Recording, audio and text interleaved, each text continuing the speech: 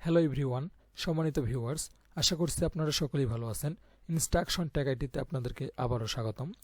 Viewers, আপনারা computer স্ক্রিনে দেখতে পাচ্ছেন বেসরকারি শিক্ষক নিবন্ধন ও প্রত্যয়ন কর্তৃপক্ষ Ntrca এর ওয়েবসাইটটি ওপেন করা রয়েছে। এই বেসরকারি শিক্ষক নিবন্ধন ও প্রত্যয়ন কর্তৃপক্ষ Ntrca এর ওয়েবসাইটটি একটি বিশেষ গণবিজ্ঞপ্তি প্রকাশ করেছে। তো ভিউয়ার্স, চলুন কথা না বাড়িয়ে সেই বিশেষ গণবিজ্ঞপ্তিটি দেখে নেওয়া যাক। সম্মানিত ভিউয়ার্স, আপনারা কম্পিউটার স্ক্রিনে দেখতে পাচ্ছেন গণপ্রজাতন্ত্রী বাংলাদেশ সরকার, মাধ্যমিক ও উচ্চশিক্ষা বিভাগ, শিক্ষা মন্ত্রণালয়, বেসরকারি শিক্ষক নিবন্ধন ও প্রত্যয়ন কর্তৃপক্ষ Ntrca এদের ওয়েবসাইটের লিঙ্ক www.ntrca.gov.bd। এই ওয়েবসাইটটি 23শে মাঘ 1428 বঙ্গাব্দ অর্থাৎ 6 ফেব্রুয়ারি 2022 খ্রিস্টাব্দে একটি বিশেষ গণবিজ্ঞপ্তি প্রকাশ করেছে। এই বিজ্ঞপ্তির শুরুতেই বলা হয়েছে, সমগ্র দেশের বেসরকারি শিক্ষা প্রতিষ্ঠান, স্কুল, কলেজ, মাদ্রাসা, কারিগরি ও ব্যবসায় ব্যবস্থাপনা সমূহের প্রবেশ পর্যায়ে Ntrca এর তৃতীয় গণবিজ্ঞপ্তির ধারাবাহিকতায় নিম্নবর্ণিত শূন্যপদ পূরণের লক্ষ্যে শিক্ষক হতে আগ্রহী নিবন্ধনধারী প্রার্থীদের নিকট থেকে নিম্নলিখিত শর্তে অনলাইনে আবেদন আহ্বান করা হচ্ছে। 1 নম্বরে দেওয়া রয়েছে শূন্যপদের বিবরণ, শিক্ষা প্রতিষ্ঠানের ধরন, স্কুল, কলেজ, মাদ্রাসা, কারিগরি ও ব্যবসায় ব্যবস্থাপনা। পদের ধরন এমপিওভুক্ত, যেখানে পদের সংখ্যা খালি রয়েছে 12,860টি, এবং নন এমপিওভুক্ত, যেখানে পদের সংখ্যা খালি রয়েছে 2,356টি, অর্থাৎ মোট 15,163টি পদ খালি রয়েছে। 2. শূন্যপদের বিষয় ও পদভিত্তিক তালিকা Ntrca এর ওয়েবসাইট www.ntrca.gov.bd এবং টেলিটক বাংলাদেশ লিমিটেড এর ওয়েবসাইট http://ngi.teletalk.com.bd এ 7/2/2022 খ্রিস্টাব্দে তারিখে প্রকাশ করা হবে, অর্থাৎ গতকালকে এটি প্রকাশিত হয়েছে। 3. আবেদনকারীকে আবশ্যিকভাবে Ntrca এর কর্তৃক সংশ্লিষ্ট বিষয়ে নিবন্ধনধারী এবং সমন্বিত মেধা তালিকাভুক্ত হতে হবে। এছাড়া মাধ্যমিক ও উচ্চশিক্ষা বিভাগ এবং কারিগরি ও মাদ্রাসা শিক্ষা বিভাগ থেকে জারিকৃত সর্বশেষ জনবল কাঠামো অনুযায়ী প্রার্থীদের কাম্য শিক্ষাগত যোগ্যতা সম্পন্ন হতে হবে। 4. শিক্ষা মন্ত্রণালয়ের মাধ্যমিক ও উচ্চশিক্ষা বিভাগ এবং কারিগরি ও মাদ্রাসা শিক্ষা বিভাগের জনবল কাঠামো ও এমপিও নীতিমালা অনুযায়ী তথ্য ও যোগাযোগ প্রযুক্তি বিষয়ে বিভিন্ন পদের জন্য নিম্নরূপ শিক্ষাগত যোগ্যতা বিশেষভাবে অনুসরণীয়। 4-এর 1 নম্বরে বলা হয়েছে, সহকারী শিক্ষক, তথ্য ও যোগাযোগ প্রযুক্তি, স্কুলের ক্ষেত্রে নিয়োগের জন্য শিক্ষাগত যোগ্যতা ন্যূনতম। ক নম্বরে রয়েছে কম্পিউটার বিজ্ঞান অথবা কম্পিউটার ইঞ্জিনিয়ারিং অথবা তথ্য প্রযুক্তি অর্থাৎ আইটি অথবা তথ্য ও যোগাযোগ প্রযুক্তি বিষয়ে স্নাতক বা সমমান অথবা বাংলাদেশ কারিগরি শিক্ষা বোর্ড হতে 3 বছর মেয়াদী diploma in computer science degree অথবা স্বীকৃত বিশ্ববিদ্যালয় হতে স্নাতক ডিগ্রি বা সমমান ও B.Ed ডিগ্রি সহ বাংলাদেশ কারিগরি শিক্ষা বোর্ড অনুমোদিত প্রতিষ্ঠান হতে 1 বছর মেয়াদী advance certificate course in computer technology. খ নম্বরে বলা হয়েছে, স্বীকৃত বিশ্ববিদ্যালয় হতে কম্পিউটার বিজ্ঞান বা ICT বিষয় সহ স্নাতক ডিগ্রি বা সমমান অথবা স্বীকৃত বিশ্ববিদ্যালয় হতে স্নাতক ডিগ্রি বা সমমান সহ বাংলাদেশ কারিগরি শিক্ষা বোর্ড অনুমোদিত প্রতিষ্ঠান হতে 1 বছর মেয়াদী advance certificate course in computer technology. সমগ্র শিক্ষা জীবনে একটির বেশি তৃতীয় বিভাগ বা শ্রেণী সমমান গ্রহণযোগ্য হবে না। 4-এর 2 নম্বরে বলা হয়েছে, সহকারী শিক্ষক, তথ্য যোগাযোগ প্রযুক্তি, মাদ্রাসার ক্ষেত্রে নিয়োগের জন্য শিক্ষাগত যোগ্যতা ন্যূনতম কম্পিউটার বিজ্ঞান বা কম্পিউটার ইঞ্জিনিয়ারিং এর স্নাতক ডিগ্রি বা সমমান অথবা বাংলাদেশ কারিগরি শিক্ষা বোর্ড হতে 3 বছর মেয়াদী diploma in computer science degree বা সমমান। সমগ্র শিক্ষা জীবনে যে কোনো একটি তৃতীয় বিভাগ বা সমমান গ্রহণযোগ্য। 3-এর 4 নম্বরে বলা হয়েছে, প্রভাষক, তথ্য ও যোগাযোগ প্রযুক্তি বিষয়ে কলেজ ও মাদ্রাসার ক্ষেত্রে নিয়োগের জন্য শিক্ষাগত যোগ্যতা ন্যূনতম স্বীকৃত বিশ্ববিদ্যালয় হতে কম্পিউটার বিজ্ঞান বা ICT বিষয়ে 4 বছর মেয়াদী দ্বিতীয় শ্রেণীর স্নাতক সম্মান ডিগ্রি এবং স্বীকৃত বিশ্ববিদ্যালয় হতে কম্পিউটার বিজ্ঞান বা ICT বিষয় সহ স্নাতক ডিগ্রি এবং দ্বিতীয় শ্রেণীর স্নাতকোত্তর ডিগ্রি বা সমমান। বর্ণিত সর্বশেষ ডিগ্রি ব্যতীত শিক্ষা জীবনের অন্যান্য স্তরে যে কোনো একটিতে তৃতীয় শ্রেণী বা সমমান গ্রহণযোগ্য হবে। কেবলমাত্র উপযুক্ত শিক্ষাগত যোগ্যতা সম্পন্ন নিবন্ধনধারী প্রার্থীকে সহকারী শিক্ষক আইসিটি এবং প্রভাষক আইসিটি পদে আবেদন করার জন্য অনুরোধ করা হলো। 5 নম্বরে দেওয়া রয়েছে আবেদনকারীর বয়স 1 জানুয়ারি 2020 খ্রিস্টাব্দ তারিখে 35 বছর বা তার কম হতে হবে, তবে শিক্ষক নিবন্ধন পরীক্ষায় উত্তীর্ণ ইন্ডেক্সধারী প্রার্থী এবং মহামান্য সুপ্রিম কোর্টের আপিল বিভাগের 39/2019 নং মামলার রায় অনুযায়ী 12/6/2018 খ্রিস্টাব্দ তারিখের পূর্বে যারা শিক্ষক নিবন্ধন সনদ লাভ করেছেন, অর্থাৎ প্রথম নিবন্ধন থেকে 1300 নিবন্ধন, তাদের ক্ষেত্রে বয়সসীমা শিথিলযোগ্য। 6 নম্বরে বলা হয়েছে প্রত্যেক আবেদনের জন্য আবেদনকারীকে 100 টাকা হারে ফি জমা দিতে হবে। নির্ধারিত হারে ফি জমা না দিলে আবেদনটি বাতিল বলে গণ্য হবে। 7 নম্বরে ই অ্যাপ্লিকেশন 7-এর 1-এ বলা হয়েছে ই অ্যাপ্লিকেশনটি পূরণ এবং ফি জমাদান শুরুর তারিখ ও সময় 8 ফেব্রুয়ারি 2022 খ্রিস্টাব্দ সকাল 10 ঘটিকা। 7-এর 2 নম্বরে বলা হয়েছে ই অ্যাপ্লিকেশনটি জমা প্রদানের শেষ তারিখ ও সময় 22 ফেব্রুয়ারি 2022 খ্রিস্টাব্দ, তারিখ সময় রাত 12 ঘটিকা পর্যন্ত।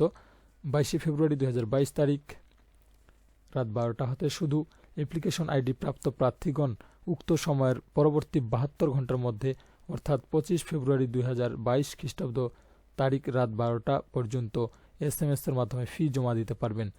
7-এর 3 নম্বরে বলা হয়েছে অনলাইন আবেদন ও ফি জমা দেওয়ার সংক্রান্ত নিয়ম টেলিটক বাংলাদেশ লিমিটেড এর http://ngi.teletalk.com.bd ওয়েবসাইট এবং www.ntrca.gov.bd ওয়েবসাইটে স্বতন্ত্রভাবে প্রদর্শন করা হয়েছে। এ বিষয়ের একটি নমুনা ডেমো টেলিটক বাংলাদেশ লিমিটেড এর http://ngi.teletalk.com.bd ওয়েবসাইটে পাওয়া যাবে। 8 নম্বরে বলা হয়েছে ই অ্যাপ্লিকেশনটি ফর্ম পূরণের ক্ষেত্রে আবেদনকারীর নামের বানান সহ অন্যান্য তথ্যাদি শিক্ষক নিবন্ধন পরীক্ষার ফর্ম পূরণের সময় প্রদত্ত তথ্যের অনুরূপ হতে হবে। নামের বানান অনুরূপ না হলে বা ভুল বানান ব্যবহার করলে কম্পিউটার প্রসেসিং এ বিভ্রাট ঘটবে, যার দায় সংশ্লিষ্ট আবেদনকারীকে বহন করতে হবে। ভিউয়ার্স, 9 নম্বরে বলা হয়েছে প্রতিটি পদের জন্য প্রাপ্ত সকল বৈধ আবেদনকারী অনলাইনে সফলভাবে আবেদন পেশ করার পর Ntrca এর পক্ষ থেকে স্বয়ংক্রিয়ভাবে একটি SMS পাবেন। এছাড়া আবেদনকারীকে স্ব-উদ্যোগে দাখিলকৃত আবেদনের একটি প্রিন্ট কপি সংরক্ষণ করতে হবে। 10 মহিলা শিক্ষা প্রতিষ্ঠানের ক্ষেত্রে সহকারী শিক্ষক শরীরচর্চা পদের জন্য শুধুমাত্র মহিলা প্রার্থীগণ আবেদন করতে পারবেন। মহিলা শিক্ষা প্রতিষ্ঠানের পুরুষ প্রার্থীগণের আবেদন গ্রহণযোগ্য নয়। এতৎসত্ত্বেও কোনো প্রার্থী আবেদন করে উক্ত পদে সুপারিশপ্রাপ্ত হলে তার সুপারিশপত্র বাতিল বলে গণ্য করা হবে। 11 যে সকল পদের বিপরীতে ফিমেল কোটা প্রদর্শিত হবে সে সকল পদে শুধুমাত্র মহিলা প্রার্থীগণ আবেদন করবেন। অবশিষ্ট সকল পদে পুরুষ ও মহিলা উভয় প্রার্থী আবেদন করতে পারবেন। 12 নিয়োগ আবেদন ফর্মটি পূরণের ক্ষেত্রে সতর্কতা অবলম্বনের পরামর্শ প্রদান করা হলো। ফর্ম পূরণ শেষে একবার আবেদনপত্র সাবমিট হয়ে গেলে তা কোনোভাবেই সংশোধনের সুযোগ থাকবে না। 13 নম্বরে বলা হয়েছে Ntrca কর্তৃক প্রাপ্ত বিষয়ভিত্তিক নিবন্ধন সনদের ভিত্তিতে সনদধারী অ্যাডভার্টাইজমেন্টে প্রদর্শিত তার সংশ্লিষ্ট বিষয় বা বিষয়সমূহের বিপরীতে তালিকায় বর্ণিত সকল প্রতিষ্ঠানের আবেদন করতে পারবেন। তবে একাধিক প্রতিষ্ঠানের একাধিক পদে আবেদনের ক্ষেত্রে প্রার্থীকে পছন্দের ক্রম উল্লেখ করতে হবে। তার পছন্দের ক্রমানুসারে মেধাক্রম অনুসরণ করে মাত্র একটি পদের বিপরীতে তার নিয়োগ সুপারিশ করা হবে। 14 নম্বরে দেওয়া রয়েছে কোনো আবেদনকারী প্রার্থীর একই বিষয় বা একই পর্যায়ের পদে একাধিক সনদ থাকলে সর্বোচ্চ নম্বর প্রাপ্ত সনদটি বিবেচনায় নিয়ে ফলাফল প্রক্রিয়াজাত করা হবে।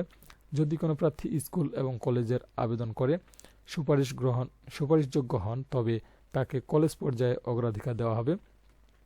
15 নম্বরে দেওয়া রয়েছে শিক্ষা মন্ত্রণালয় থেকে জারিকৃত সর্বশেষ জনবল কাঠামো ও MPO নীতিমালা অনুযায়ী প্রার্থীকে আবশ্যিকভাবে কেবলমাত্র তার শিক্ষক নিবন্ধন সনদে উল্লেখিত বিষয় সংশ্লিষ্ট পদ ও প্রতিষ্ঠানে আবেদন করতে হবে। আবেদনকারী মিথ্যা তথ্য প্রদানের মাধ্যমে নিয়োগ সুপারিশপ্রাপ্ত হলে উক্ত সুপারিশ বাতিলকরণ সহ তার বিরুদ্ধে আইনগত ব্যবস্থা গ্রহণ করা হবে।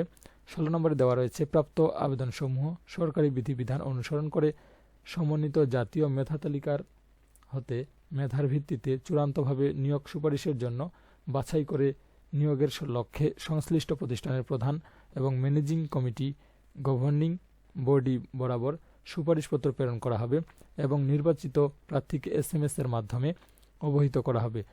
নিয়োগ সুপারিশে বর্ণিত সময় সীমার মধ্যে কোনো শিক্ষা প্রতিষ্ঠান সুপারিশকৃত প্রার্থীকে নিয়োগপত্র প্রদানে ব্যর্থ হলে শিক্ষা মন্ত্রণালয়ের মাধ্যমিক ও উচ্চ শিক্ষা বিভাগ এবং কারিগরি ও মাদ্রাসা শিক্ষা বিভাগের সর্বশেষ জনবল কাঠামো ও MPO নীতিমালার 18.1 ঘ অনুচ্ছেদ অনুযায়ী ওই সকল প্রতিষ্ঠান প্রধানের MPO বাতিল করা হবে এবং প্রতিষ্ঠানের ম্যানেজিং কমিটি বা গভর্নিং বডি বাতিলকরণের জন্য প্রয়োজনীয় ব্যবস্থা গ্রহণ করা হবে। ভিউয়ার্স, 17 নম্বরে দেওয়া রয়েছে মামলা বা আইনগত কোনো জটিলতার কারণে অনলাইনে প্রকাশিত বিজ্ঞপ্তি অ্যাডভার্টাইজমেন্ট এর কোনো পদে নিয়োগ সুপারিশ প্রদান সম্ভব না হলে বর্ণিত কারণের জন্য Ntrca দায়ী থাকবে না। 18 নম্বরে দেওয়া রয়েছে MPO নীতিমালা অনুযায়ী ইন্ডেক্সধারী শিক্ষকদের বয়স সীমা শিথিলযোগ্য বিধায় বর্তমানে বেসরকারি শিক্ষা প্রতিষ্ঠানে যে সকল শিক্ষক নিবন্ধন সনদধারী হিসেবে কর্মরত রয়েছেন তারাও অনলাইনে নিয়োগের জন্য আবেদন করতে পারবেন। তবে তাদের আবেদন সমূহ অন্যান্য প্রার্থীদের ন্যায় সমন্বিত মেধা তালিকার ভিত্তিতে বাছাইপূর্বক নিয়োগ সুপারিশ করা হবে। 19 নম্বরে দেওয়া রয়েছে সহকারী শিক্ষক ধর্ম এবং নৈতিক শিক্ষা বিষয়ে পদে চাকরি প্রত্যাশী আবেদনকারীকে অবশ্যই সেই ধর্মের অনুসারী হতে হবে। 20 নম্বরে দেওয়া রয়েছে প্রতিষ্ঠান প্রধান কর্তৃক দাখিলকৃত শূন্য পদসমূহের চাহিদা সংশ্লিষ্ট উপজেলা মাধ্যমিক শিক্ষা অফিসার এবং জেলা শিক্ষা অফিসারের মাধ্যমে সংগৃহীত এবং সংশ্লিষ্ট জেলা শিক্ষা অফিসারের মাধ্যমে পুনর্যাচাইকৃত হওয়া ভুল চাহিদাজনিত কারণে নিয়োগ সুপারিশে কোনো জটিলতার জন্য Ntrca কোনোভাবে দায়ী থাকবে না। 21 নম্বরে দেওয়া রয়েছে এই অ্যাডভার্টাইজমেন্টের প্রদত্ত যে কোনো শর্ত এবং প্রকাশিত বিজ্ঞপ্তি Ntrca যে কোনো সময় সংযোজন, বিয়োজন ও পরিবর্তন এবং স্থগিতের অধিকার সংরক্ষণ করে।